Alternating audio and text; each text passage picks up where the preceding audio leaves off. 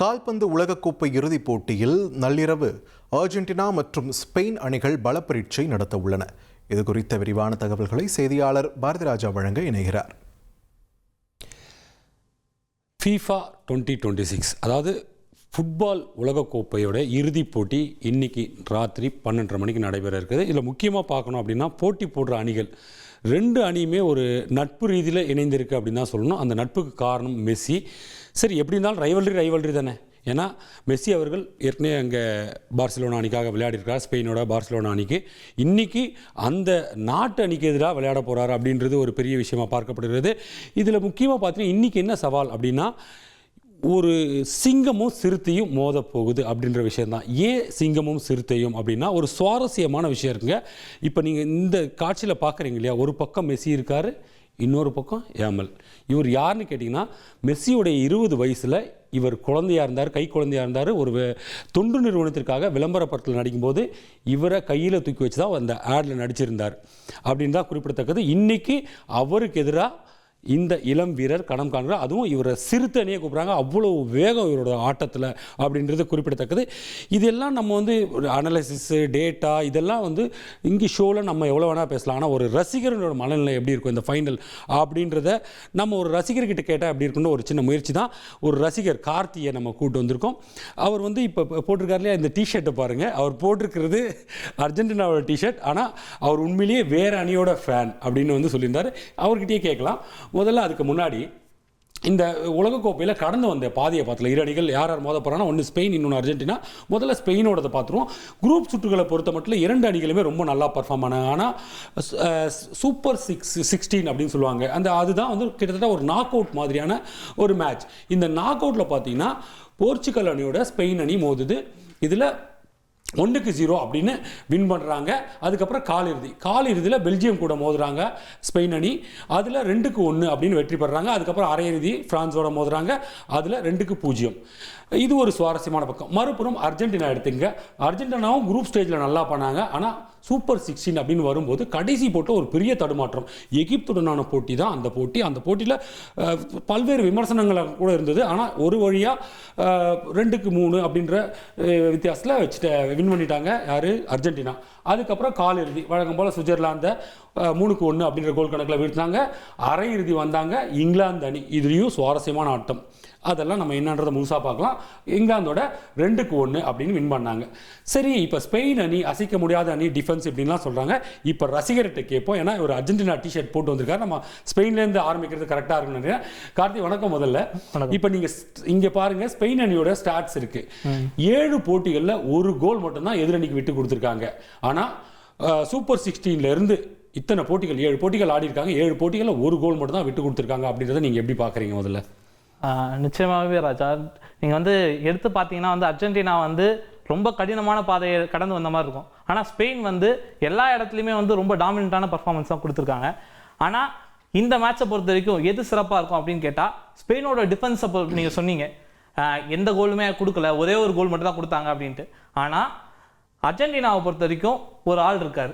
எந்த எவ்வளோ பெரிய டிஃபென்ஸாக இருந்தாலும் அதை வீழ்த்தக்கூடிய அளவில் ஒரு பிளேயர் இருக்கார். அவர் தான் நம்ம மெஸ்ஸி. மெஜிஷியன்னே சொல்லலாம் அவரை. அவர் உலகத்தில் எவ்வளோ சிறந்த டிஃபெண்டரும் சரி, அவரை பார்த்து பயந்து நடுங்காதவங்களே கிடையாது. அது மட்டும் இல்லாமல் இன்னொரு சிறப்பான விஷயம்னா ஸ்பெயினோட பார்சிலோனா அணியில் அவர் ஒரு 17 வருஷம் ஆடி இருக்காரு. அப்போ ஸ்பெயினுக்குள்ள நாட்டில் இருக்கவங்க எப்படி ஆடுவாங்க, அவங்களோட டிக்கிடாக்கா ஸ்டைல் எப்படி இருக்கும் அப்படின்றதுக்கு மெஸ்ஸிக்கு நல்லாவே தெரியும். அப்போ மெஸ்ஸியால் இந்த இடத்துல டாமினேட் கண்டிப்பாக பண்ண முடியும் அப்படின்னு தான் நம்ம பார்க்கணும். ஸ்பெயின் அணி என்னவா பலமான அணியாக வந்தாலும், ஆனால் அவங்களுக்கு ஒரு பலவீனம் அப்படின்றது எப்படி இருக்குன்னா கோல் கன்வர்ஷன் அப்படின்னு பார்த்தோன்னா அவங்க எப்பயுமே கோல் போடுறதுல இது வரைக்கும் எடுத்துட்டு வந்துடுவாங்க, பாக்ஸ் வரைக்கும் எடுத்துகிட்டு வந்துடுவாங்க. ஆனால் பாக்ஸில் சில பல சொதப்பல்களை செய்கிறத நம்ம பார்த்துருக்கோம். அதுதான் ஸ்பெயின் அணிக்கு வீக்னஸாக இருக்கும். அதே மாதிரி அர்ஜென்டினாவோட பலம்னு பார்த்தீங்கன்னா அர்ஜென்டினா கன்வர்ஷனில் சூப்பரான இதுவில் இருக்காங்க. உதாரணத்தை எடுத்துக்கிட்டோம்னா மெஸ்ஸி கடைசி 80வது நிமிஷத்துக்கு மேலே ஆடுறது எந்த பிளேயராலையுமே ஆட முடியாத அளவுக்கு சிறப்பானதா இருக்கு. இந்த டோர்னமெண்ட் முழுக்கவே மெஸ்ஸி வந்து ஒரு மெஜிஷியனா தான் இருந்திருக்காரு. அது திரும்பி நடக்கும். இது 10ஆம் நம்பர் டிஷர்ட் மெஸ்ஸியோட ஃபேன் அப்படின்றத மீண்டும் மீண்டும் பதிவு பண்றீங்க. ஆனா இந்த ஸ்டாட்ஸையும் ஒரு வாட்டி பார்க்கணும். நீங்க சூப்பர் 16ல இருந்து அரையிறுதியா இருக்கட்டும், லீக் சுற்றா இருக்கட்டும், நீங்க ஸ்பெயின் இது வரைக்குமே ஒரு கோல் தான் வாங்கியிருக்கு அப்படின்னா அவங்களோட டிஃபென்ஸோட விஷயங்களை பார்க்கணும். அவங்களுடைய பால் டேக்கிள் பண்ற விஷயம் இது எல்லாமே வந்து ஒரு மிகப்பெரிய ஒரு டாக்டிக்கல் திங்ஸா இருக்கு. நீங்களும் சொன்னீங்க டிக்கி டாக்கா அப்படின்னு, இதெல்லாம் பார்ப்போம். நீங்க சொன்ன மாதிரி இப்போ அர்ஜென்டினாவுக்கு வருவோம். அர்ஜென்டினாவை பொறுத்த மட்டும் நீங்கள் சொன்ன ஆரம்பத்துலேருந்து ஒன்றும் ஆட்டமே இல்லைங்க. அந்த இன்ஜுரி டைம் ஸ்டாப்பேஜ் டைம்னு சொல்லுவாங்க, தெரியும் இல்லைங்களா? ஒரு ட்ரிங்க்ஸ்க்கோ இல்லை ஏதோ ஒரு பிளேயர் பெனால்ட்டி கார்னரோ அந்த மாதிரி கொடுக்கும் போகுது.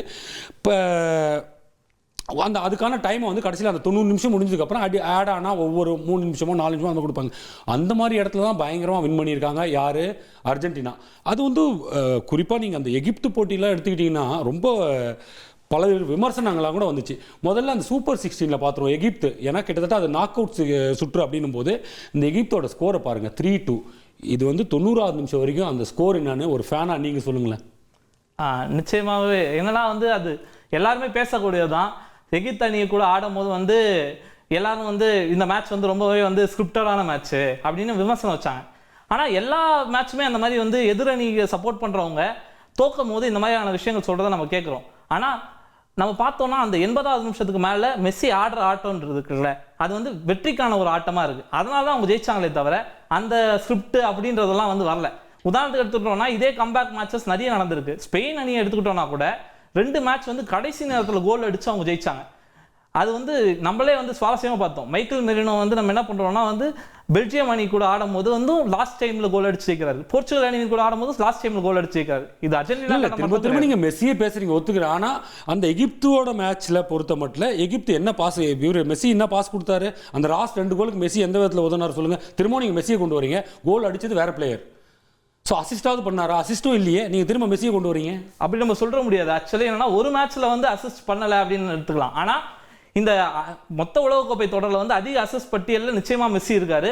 அதுவுமே வந்து அர்ஜென்டினாவுக்கு பலம் தான் சேர்த்துச்சே தவிர அவங்கள பின்தங்க வைக்கல. அது நீங்கள் வந்து பார்க்கணும். அதே மாதிரி என்னன்னா ஒரு கோல் அடிச்சாரு அப்படின்னு சொல்றீங்க. அந்த ஒரு கோலுக்குமே வந்து மெஸ்ஸியோட கான்ட்ரிபியூஷன்றது இருக்கு. அது இல்லாமலாம் கிடையாது. மெஸ்ஸி வந்து அந்த இடத்துல வந்து இருக்கிறதே வந்து எதிரணிக்கு வந்து ஒரு பலவீனமான ஒரு விஷயம் தான். சரி, இப்படிலாம் சொல்லிட்டீங்க. இப்போ இன்சைட் பார்ப்போம். ஸ்பெயின் அணியோட டாப் கோல் ஸ்கோரர்ஸ் யாருன்னு பார்த்தீங்கன்னா மைக்கேல் ஓயர்சாபல் 5 கோல் அடிச்சிருக்காரு. இதில் இன்னொரு விசேஷம் இருக்குது. இந்த 5 கோலில் ஒரு அசிஸ்ட் பண்ணியிருக்காரு. அதாவது வேறொருத்தர் கோல் அடிச்சிருப்பாரு, அந்த கோலுக்கு ஒரு அசிஸ்ட் பண்ணியிருப்பாரு. மைக்கேல் மெரினோ 2 கோல் அடிச்சிருக்காரு. பெட்ரோ போரோ 2 கோல் அடிச்சிருக்காரு. லாமின் ஏமல் 1 கோல் அடிச்சிருக்காரு. இந்த லாமின் ஏமல் பேரை மட்டும் ஞாபகம் வச்சுங்க.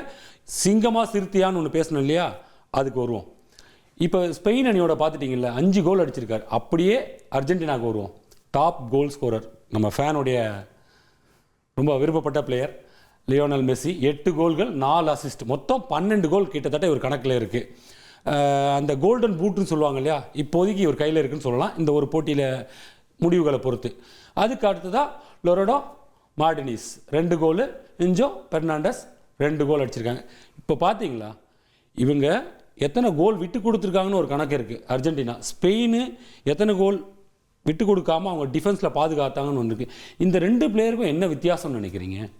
அதாவது நம்ம பார்த்தோம்னா 2 டீம்லேயுமே வந்து கோல் ஸ்கோரர்ஸும் இருக்காங்க, டிஃபெண்டர்ஸும் இருக்காங்க. ஆனால் வந்து டிஃபென்ஸை பொறுத்த வரைக்கும் ஸ்பெயினோடது வந்து ஒரு கோட்டையாகவே இருக்குது. அந்த ஸ்பெயின் கோட்டையை வந்து தகர்க்கிறதுக்கு முடியாத ஒரு விஷயமா இருக்குது. பெல்ஜியம் அணி மட்டும்தான் வந்து ஒரே ஒரு கோல் அடிச்சிருக்காங்களே தவிர மற்ற எல்லா அணியுமே வந்து அவங்க கூட ஆடும்போது ஸ்ட்ரகிள் தான் பண்ணியிருக்காங்க. ஆனால் அர்ஜென்டினாவை பொறுத்த வரைக்கும் என்ன இருக்குன்னா வந்து முதல்ல ஒரு கோல் விட்டுட்டு ஒரு கம்பேக் கொடுக்குறாங்க. அந்த மாதிரி கம்பேக் கொடுத்து தான் வந்து இந்த மொத்த இதுலையுமே வந்து வேர்ல்டு கப்லையுமே ரசிகர்கள் மனசில் வந்து இடத்த பிடிச்சிருக்காங்க. நம்ம பார்த்தோம்னா இன்னைக்கு வந்து டிஃபென்ஸை பொறுத்த வரைக்கும் இவங்களை தகர்க்க முடியாதா இருந்தாலும் ஒயல்ஸ் பால் மாதிரியான பிளேயர்ஸ் வந்து கன்வெர்ட் பண்ணுறாங்க. ஆனால் வந்து எந்த இடத்துல அவங்க கன்வெர்ட் பண்ணணும்னு நினைக்கிறாங்களோ அந்த இடத்துல அவங்களால பல நேரங்களில் வந்து கன்வெர்ட் பண்ண முடியல. போதுமான அளவு வந்து பாலை வந்து அவங்க வச்சிருந்தாலும் அவங்க அணியை வச்சிருந்தாலும் எடுத்துகிட்டு போகும்போது வந்து விட்டு கொடுத்துட்றாங்க. இல்லை, ஒரு அணிக்கு ஃபுட்பாலை பொறுத்த மட்டும் நீங்கள் எவ்வளோ ரன் அடிக்கிறீங்கிறத விட எவ்வளோ கோல் அடிக்கிறீங்கிறத விட எவ்வளோ கண்ட்ரோல் பண்ணுறது தானே முக்கியம். நீங்கள் எகிப்தோட மேட்ச் எடுத்துங்க, நீங்கள் சொன்னீங்க இல்லையா அர்ஜென்டினா மெஸ்ஸியவே திணற வச்சாங்களே.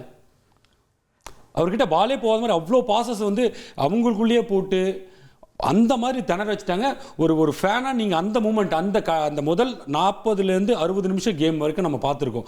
அந்த 40லேருந்து 60 நிமிஷம் கேமை மட்டும் சொல்லுங்களேன். நீங்கள் அந்த அர்ஜென்டினா டீமோட ஃபேனு, மெஸ்ஸியோட ஃபேன்லாம் தாண்டி மெஸ்ஸியவே திணற வச்சாங்க. யார்? ஒரு எகிப்து அணி. அவங்க வந்து இந்த டிஃபென்ஸ் கோட்டெல்லாம் கிடையாது. அப்படின்னு பார்க்கும்போது ஸ்பெயின் வந்து அதை விட ஒரு டிஃபென்ஸ் கோட்டையை வச்சுருக்கவங்க. ஸோ இது எவ்வளோ டஃப்பாக இருக்க போகுது? அதாவது என்னன்னா, மெஸ்ஸி வந்து 60 நிமிஷம் வரைக்கும் இந்த மாதிரி ஸ்ட்ரகிள் பண்ணுறாங்கன்றது இருக்குல்ல, அது எல்லா அர்ஜென்டினா ஃபேன்ஸுக்குமே ரொம்ப ஒரு பயம் கூடக்கூடிய ஒரு விஷயமா தான் இருக்குது. எல்லாருமே மேட்ச் பார்க்கும்போது ஒரு சம பயத்தோடு தான் பார்க்குறோம். அது எப்படி போகும், மேட்ச் இந்த மாதிரி ஜெயிச்சிருவாரா, இந்த கடைசி மேட்ச் ஆகிடுவோம் அப்படின்ற ஒரு பயத்தோடு தான் பார்க்குறோம். ஆனால் இது ஒரு கடைசி மேட்ச் தான், கிட்டத்தட்ட நெருங்கிடுச்சு. மெஸ்ஸியோட லாஸ்ட் மேட்ச் இது. அப்போ கண்டிப்பாக மெஸ்ஸி ஜெயிப்பார், ஆடுவார், அவங்க டீம் மொத்தமாக ஆடும் அப்படின்ற மாதிரி நம்ம நினைக்கிறோம். மெஸ்ஸிக்கு வந்து இதை பீட் பண்ணுறது அப்படின்றது, டிஃபென்ஸை பீட் பண்ணுறது அப்படின்றது இருக்குல்ல, அது வந்து டாக்டிக்கலாக நிறைய விஷயங்கள் வந்து பண்ணுவாங்க. எனக்கு தெரிஞ்சு வந்து இவங்க வந்து 2 பிளேயர்ஸ் 2 ஃபார்வர்டு வச்சு விளையாடுறதுக்கான வாய்ப்பு இருக்குது. இந்த மாதிரி வச்சு விளையாடும் போது வந்து ஈஸியாக கொஞ்சம் பிரேக் பண்ணி எடுத்துகிட்டு போக முடியும். ஸ்பெயினோட கோட்டையை வந்து தகர்த்தெறிய போகிறார் மெஸ்ஸி. அதான் நடக்க போகுது. இன்னைக்கு உலகக்கோப்பையை அவர் சொல்ல போகிறாரு. நீங்கள் பாருங்கள். நீங்கள் திரும்ப மெஸ்ஸினே சொல்கிறீங்க. வேறு ஸ்டாட்ஸும் பார்ப்போம். மெஸ்ஸி வெர்சஸ் எமால். நான் ஏற்கனவே சொன்னேன்ல, எமால் குழந்தையாக இருக்கும்போது கையில் தூக்கி இந்த ஃபோட்டோவை பாருங்கள். இந்த ஃபோட்டோ தான். இதில் தான் அவர் அந்த விளம்பர படத்தில் நடித்தார். இன்றைக்கி மெஸ்ஸிக்கு 39 வயசு. அப்போ எமாலுக்கு எவ்வளோ வயசு? 19 வயசு. ஸ்கூல் படிப்பு கூட முழுசாக முடிக்காமல் டீமில் இணைஞ்சார். ஒரு பல்வேறு சாதனைகளை புரிஞ்சிட்ருக்காரு. கிட்டத்தட்ட இன்றைக்கி ஸ்பெயின் அணியோடைய சிறுத்தைன்னு ஏன் சொல்கிறோம் அப்படின்னா, ஏன்னா நல்ல பிளேயர் தானே, ஏன் சிங்கம்னு சொல்ல மாட்டேங்கிறீங்க, ஏன் அப்படி ஈக்குவல் பண்ண மாட்டேங்கிறீங்க அப்படின்னு கேட்டிங்கன்னா, அவருடைய வேகம், அதை வச்சு தான் அவரை சிறுத்தை அப்படின்னு சொல்கிறோம். அதாவது மெஸ்ஸியை பொறுத்த மட்டும் யோசிச்சு ஆடுறது, மற்ற டாக்டிக்ஸில் சிங்கம் அப்படின்னாலும் கூட எப்படி யோசிச்சு எங்கே எப்படி செயல்படணும், வியூகங்கள் அமைக்கிறதுல அந்த அடிப்படையில் சிங்கம் அப்படின்னா இவர் வேகத்தில் சிறுத்தை. அதுதான் ஒரு விஷயமா இருக்கு. அடுத்து இந்த போட்டி எங்கே நடக்குதுன்றது இன்னொரு முக்கியமான விஷயங்க. இந்த போட்டி நடக்கிறது அமெரிக்காவில் அப்படின்றது எல்லாருக்குமே தெரியும். மெஸ்ஸி 2வது முறை ஓய்வை அறிவிக்க போகிறாரா? ஏன்னா அப்படியே ஏற்கனவே ஓய்வு அறிவித்து சர்வதேச போட்டிகள்லேருந்து நான் ஓய்வு பெறுறேன் அப்படின்னு சொல்லிட்டு திரும்ப உள்ளே வந்தார்னார். எப்போங்க? இப்போ 2026 இருக்கும். 2016 அவர் தன்னுடைய ஓய்வு அறிவித்தார். சர்வதேச கால்பந்துலேருந்து ஓய்வு பெறா அப்படின்னு. எப்போ? 2016 கோஃபா கோப்பை தோல்வி. என்ன காரணம் அப்படின்னு பார்த்தீங்கன்னா, அதில் இறுதிப் போட்டி அர்ஜென்டினாவுக்கும் சிலிக்கும் இறுதிப் போட்டி நடக்குது. அதில் மெஸ்ஸி ஒரு பெனால்ட்டி கார்னர் வாய்ப்பு தவற விடுறார். அதுதான் அந்த ஆட்டத்துடைய தோல்விக்கான காரணமாக அமைது. அதனால் அவர் அப்பயே ஓய்வு பெறார் அப்படின்னு சொல்லிட்டார். ரசிகர்கள் மனதிலெல்லாம் ரொம்ப பெரிய ஒரு பாதிப்பு ஏற்படுத்தினார். ஆனால் அந்த முடிவை உடனே திரும்ப பெற்றுட்டார். நான் தொடருவேன் அப்படின்னு சொன்னார். தொடர்ந்து என்ன பண்ணார் தெரியுமா? ஓய்வுலேருந்து வெளியில் வந்து இன்றைக்கி ஒரு சாம்பியனாக மாறி இருக்கார். சாம்பியனாக சாதா சாம்பியன் இல்லைங்க, greatest of all time, GOAT அப்படின்ற பேர். இந்த கோட் நம்ம விஜய் நடித்த படத்துலலாம் பார்த்துருப்பீங்களா? விஜயோட படம் இருக்கு இல்லையா? இந்த படத்துக்கான ஆரம்ப புள்ளி இதுதான். கோட் அப்படின்னு ஆரம்பிச்சது மெஸ்ஸிக்கிட்ட இருந்துதான்றது ஞாபகம் வச்சுக்கோ. ஒரு ஸ்போர்ட்ஸில் கோட்ன்ற வார்த்தை முதல்ல பயன்படுத்தப்பட்டது மெஸ்ஸிக்கு தான் அப்படின்றத மறந்துடக்கூடாது.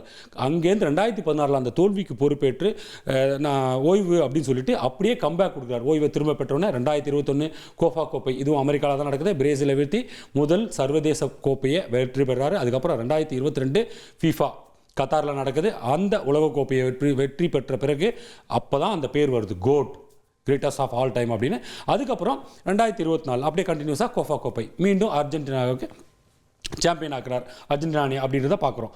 சரி, அதுக்கப்புறம் அப்படியே வாங்க, அமெரிக்க மண்ணில் ஸ்பெயினுக்கு ஒரு தொடர்பு இருக்குது. என்னன்னு பார்த்தீங்கன்னா 2014, 2018, 2022 உலகக்கோப்பையில் ஸ்பெயின் அணி நாக் அவுட் சுற்றிலே வெளியே போயிடுதுங்க.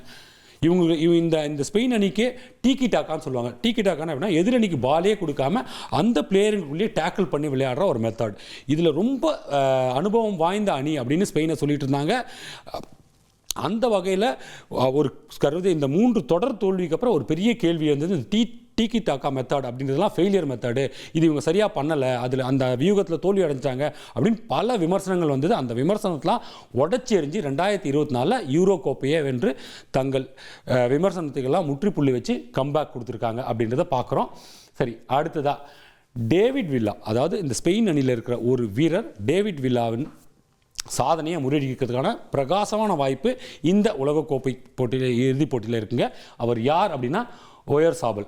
என்னென்னா ஒரு உலகக்கோப்பையில் ஸ்பெயின் அணிக்காக அதிக கோல்களை அடித்தவர் அப்படின்றத டேவிட் வில்லா 5 கோல் அடிச்சிருக்கார் அப்படின்ற சாதனையை வச்சிருக்காரு. இப்போ அந்த சாதனையை சமன் செஞ்சுட்டார் ஓயர்சாபல். இன்னும் 1 கோல் அடித்தார்னா அந்த சாதனையை மீறிடுவார் அப்படின்றத சொல்ல முடியும். அடுத்ததாக அப்படியே வாங்கலாம், ஸ்பெயின் அணியின் அட்டாக்கிங் ராட்சசன் நம்ம சொன்னோம் இல்லையா, லாமின் யாமல். சிறுத்தை அப்படின்னு. ஏன் இவர் அவ்வளோ வேகமாக அப்படி இது பண்ணுறாரு அப்படின்னா, இவர் ஆரம்ப காலகட்டத்திலேருந்தே ஸ்பெயின் அணிலையும் போர்ச்சுகல்லையும் இந்த மாதிரி மாதிரி பயிற்சி பெற்று இதெல்லாம் பண்ணதுனால அவருடைய வேகம் அப்படின்றது வந்து மிக சிறப்பாக இருந்துச்சுங்க. 2025-26 லலிகா சீசன், அதாவது இந்த நம்ம எப்படி ஐபிஎல் அந்த மாதிரி லலிகா சீசன் சொல்லுவாங்க, 16 கோல் மற்றும் 11 அசிஸ்ட் அடித்து அசத்தியிருக்கார் அப்படின்றது. இவர் கோல் அடித்தாலே ஒரு செலிப்ரேஷன் மெயின்டைன் பண்ணுவாருங்க. 304 கொண்டாட்டம்னு சொல்லுவாங்க. அதை அந்த 304 என்னன்னா அவர் பிறந்து வளர்ந்த இடத்துடைய பின்கோட் நம்புறாங்க. இது ரொம்ப சுவாரஸ்யமான விஷயம். வழக்கமாக வளர்ந்துட்டா பிறந்த இடத்த மறந்துடுவாங்க இல்லையா, அதை எப்பவுமே மறக்கக்கூடாது அப்படின்றத இவரோட சிக்னேச்சர் செலிப்ரேஷனாக வச்சுருக்காரு. சரி, இதையும் கேட்போம்.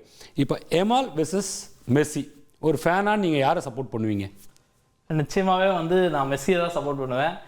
எமால் வந்து என்னதான் ட்ரிப்ளிங்கில் வந்து சூப்பரான ஆளாக இருந்தாலும் ட்ரிப்ளிங்கில் கோட் அப்படின்னா வந்து மெஸ்ஸி தான்.